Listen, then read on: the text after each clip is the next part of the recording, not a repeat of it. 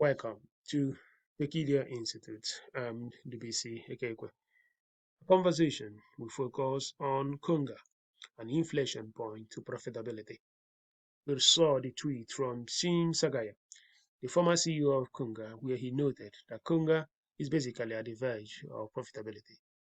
It's a very great news for many people because just like that, the e-commerce world, Nigeria is getting into that point where a business model is now producing profit.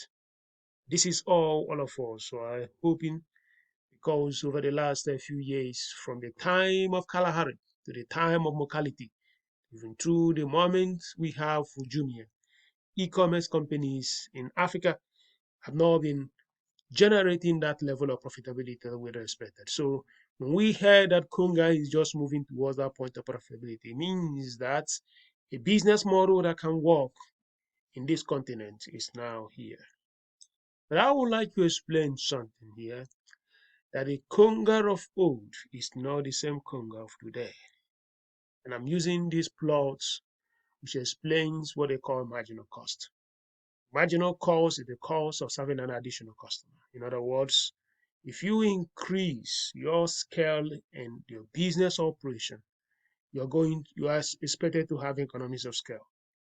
But if for any reason as you scale that level of customers that you are serving, and you do not improve the efficiency of the utilization of factors of production, making it possible that your marginal cost could drop even as you scale, your unit economics will not advance. And if your unit economics does not advance, it means you have a very big problem.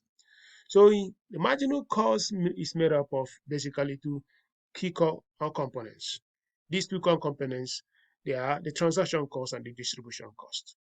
So if you have a business that you are scaling and the distribution cost is not flattening, and you already have a very big problem. So now let me explain this way. Let me use this particular curve to explain it this way. If you have Dangote Cement as a business, and as Dangote Cement increases its scale, serving many more customers, enjoying those economies of scale, over a period of time, the cost of serving one single unit of customer will actually drop. But after a time, there will be an element of diminishing return. So instead of going down, the cost, marginal cost begins to go up. So what happens here is that this company has hit an inflation punch, which means that moving up like this may not necessarily be good. And that is the reason why you don't have Dangote cement in all local governments in Nigeria. You don't have it in all cities in Nigeria because the cost of expanding operations may not necessarily justify looking at the marginal cost. So if you look at this curve, this is average fixed cost curve. Now, if you go to a place like Facebook, which makes all these digital companies extremely, very deadly, if you see that irrespective of the scale that Facebook accumulates in terms of capacity to serve more customers, whether they are in millions or billions, the marginal cost of Facebook tends towards zero in perpetuity. In other words, it is never going to get to an inflation point when it begins to now rise up, just like we have here that looks at an average fixed cost. So that means that for digital platforms, marginal cost tends towards zero, even as these companies scale. It turns out that in e-commerce, the curve you see is not this. This is what a typical e-commerce platform looks like. I'm talking about e-commerce platforms in Nigeria and Africa. The reason being that these transaction costs, these distribution costs, the two core components of marginal cost, there is nothing digital about it within that space. So distribution cost covers the cost of logistics. And if you do not have a postal system, your distribution cost is not covered digitally. Now your distribution cost follows this type of curve. And if it follows this type of curve, it means that e-commerce platforms, e-commerce operations in Africa, these entities are not necessarily digital companies, but they're actually physical companies because the logistics space is 100% dominated by atoms more than bytes. And if they are dominated by atoms, it means they are like industrial age firms. If the industrial age firms, they look like Dangote Cement instead of looking at Facebook. So you cannot say that an e-commerce company is mimicking a digital platform like Facebook. Nothing like that, because your logistics is actually looking this way. So what is happening here is that when Konga became the new Konga, he now moved his business operation to deal with this issue of distribution cost. And how did he deal with that issue of distribution cost? He simply merged with Udala stores and the Xenos stores all over Nigeria. And by using those stores as distribution and collection centers, it drastically had the capacity to influence these distribution costs. And by reducing these distribution costs, it was possible to improve revenue, add more users, without necessarily ramping up the distribution cost. That was what was happening initially with the old Konga, because they didn't have these collection centers and malls. They keep buying bikes, they keep buying vehicles, helping them to distribute these items across communities. And that was not necessarily going to work, because how many bikes are you going to buy? How many vehicles are you going to buy? And the efficiency of utilizing those particular assets may not necessarily be there. But we have in physical mall of stores, the new Konga was able to improve his marginal cost. And by improving his marginal cost, he can actually get better unit economics. And by getting better unit economics, it means that he can actually move towards profitability. There are two fundamental things that happen in e-commerce around the world. You have to have the capacity to capture value. You may not do that directly, you may do that indirectly. So you have e-commerce companies like Flipkart, which captures most of its value through its fintech. You have companies like Alibaba capturing the value through Alipay. So Alibaba may be largely free, but for you to make those payments and make those transactions, you have to use Alipay. And Alipay, which is an affiliate of Alibaba, captures the value through transaction fees that are paid through Alipay. And that is the reason why Alipay is a bigger company than Goldman Sachs. Alipay is one of the largest financial institutions in the world because it's just huge.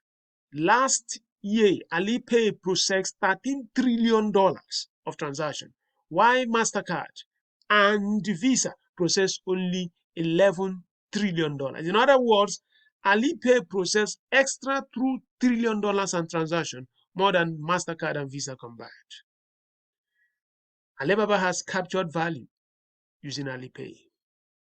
Amazon captures most of its values through Amazon Web Services. In short, as America and the world move towards that path of digitization, even the malls, even the retailers, most of them are losing their physical businesses, and consultants are telling them to move online and now find an opportunity to compete. Interestingly, what is happening as these companies are being competed within the domain of retail, they are going digitally, and one of the cost companies they engage is Amazon Web Services. So Amazon is disrupting the malls in America. And as these companies move digitally, they're also giving Amazon Web Services value. That's the double play strategy.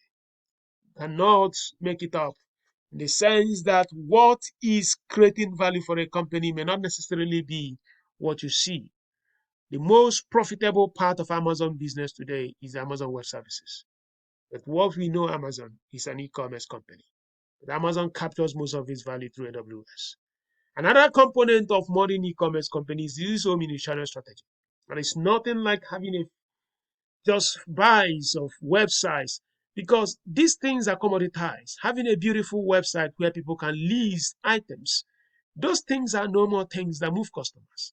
It's the capacity to handle logistics. That is what creates that differentiation. And when you look at these great companies, Alibaba has supermarkets. Of course, Amazon bought Whole Foods. And what Amazon did here, what Alibaba did here, is exactly what Konga did when he merged with Udala. Because Udala has stores, Xenos Computer Group has stores. And by doing that, they were able to improve their marginal cost. And by improving their marginal cost, they can now see better scalable advantage. By seeing better scalable advantage, it made it possible that they can move towards a path of profitability. So the question is this: what is it that you are doing at the level of atom, if you are trying to optimize your bikes, like spending all the time fixing your website, when the real deal is actually what you do in the physical space. The value, the competitive advantage, the capacity to own that future in the e-commerce space in Nigeria and Africa, where we don't have postal service, cannot be won by making beautiful websites. You need to have a very big playbook at the physical space. And that means your business cannot be asset light. Yes, it cannot be asset light because you have to have assets. You need to have real estate exposure. You need to pay real estate bills. You need to have the capacity to employ people to take care of those stores. You have to invest in logistics. You have to make sure that your customers, as you are adding that additional customer, that you do not begin to see a curve like looks like this. One of the biggest challenges we have in e-commerce, of course, is that our e-commerce operation today is bounded. But typically, e-commerce operation is not supposed to be bounded within a geographical location of a nation. You need to have the capacity that if you're running an e-commerce operation in Abuja or Lagos, you can serve anybody within the geographical framework of this nation called Nigeria. So if the person is in Opopo, if the person is in Zamfara State, if the person is in Oshobo, you need to serve that customer. But because of this problem of the marginal cost, what the e-commerce operators do is that they now say we can only serve Lagos, we can only serve Ikeja, we can only serve Vesta, we can only serve here. They will not even serve Omai, they will not even serve Okigwe. That means they are not a digital business. A digital business that is fully digital should at least serve the geographical national boundary. And why they do that is managing marginal cost. And when you manage marginal cost by limiting yourself within a geographical location, you are no more a full-fledged digital business. But so the opportunity of the future could look like what we have in Copia, which is a company in East Africa. The US government, through one of its DFI, just invested in it. They have this amalgam of people, young people, moving around, becoming physical transportation systems, helping people. If you buy something in your local village, in your village, somebody picks it up in a supermarket or a mall or in an open market and deliver it to you. They have created a kind of an orchestration through aggregation construct, bringing efficiency between demand and supply. But at the end of the day, it is not what is happening online that is really driving the disruption that these companies bringing in East Africa. What is really happening here is that this company has used human systems as effective mechanism to deliver goods to their customers. Whether it's human, whether it's an aeroplane, whether it's trucks, whether it's keke, wherever it is, the fact remains, e-commerce, there is just more than E in that business. It's actually supposed to be hybrid, which means that the channel cannot only be electronic. You have to think about the physical element, and that's what is happening. So we want to congratulate Konga and also use this as a thesis, as a kind of a hypothesis that has been validated, that if you want to thrive in the e-commerce space in Nigeria and Africa, you cannot run a pure play asset-light business. You need to invest in the atom part of this business, just like you are also playing at the bad part. You are listening to Tekidia Institute. Thank you.